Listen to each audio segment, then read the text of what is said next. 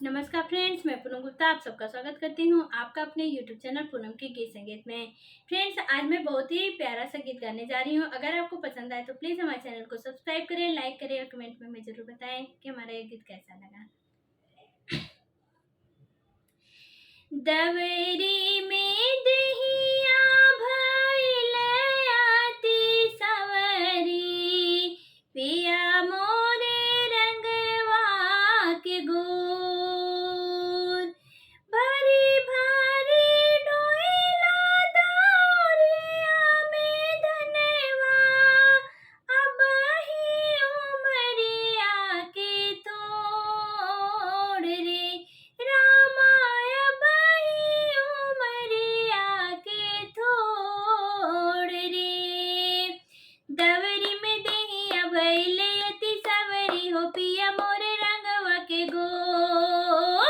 दवरी में दहिया भइल अति सवरी, हो पिया मोरे रंगवा के गोर। भरी भरी डोइला दौरिया में धनवा, भरी भरी डोइला दौरिया में धनवा, अबही उमरिया के थोड़। पिया के गवनी के लागेला, पिया के गवनी के लागेला, पिया के गवनी के लागेला, पिया के गवनी के लागेला। पातरी कमरिया पतर बाटंगरिया, पतरी कमरिया पतर बाटंगरिया, लचकत जात बा सगरी शरीरिया, लचकत जात बा सगरी शरीरिया। यही डगरिया के ऊंच नीच रहिया, जी धक धक जिया करे मोर। यही डगरिया के ऊंच नीच रहिया, जी धक धक जिया करे मोर। भरी भरी डोइला दौरिया में धनवा, भरी भरी डोइला दौरिया में धनवा, अबही उमरिया के तोड़। पिया के गवनी के लागेला, पिया के गवनी के लागेला, पिया के गवनी के लागेला, पिया के गवनी के लागेला।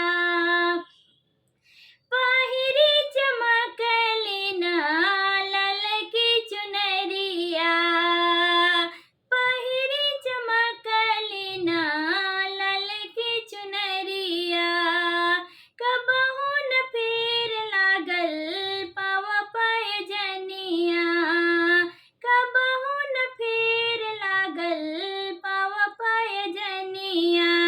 शीत की लहरिया सरद जोरिया में डरला कर जवा तो, शीत की लहरिया सरद जोरिया में डरला कर जवा तो।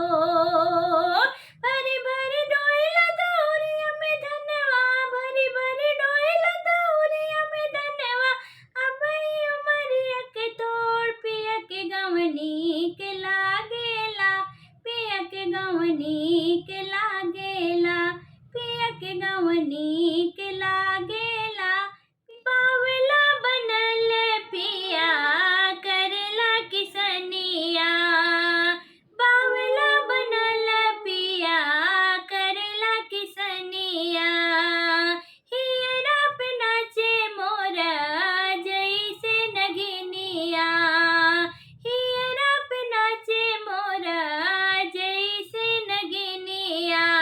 ननद न बोले और देख के मटोले, मोरे अखिया से आवेलो।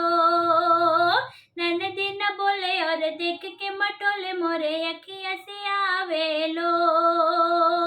भरी भरी डोइला दौरिया में धनवा, भरी भरी डोइला दौरिया में धनवा, अबही उमरिया के तोड़। पिया के गवनी के लागेला, पिया के गवनी के लागेला, पिया के गवनी के लागेला, पिया के गवनी के लागेला।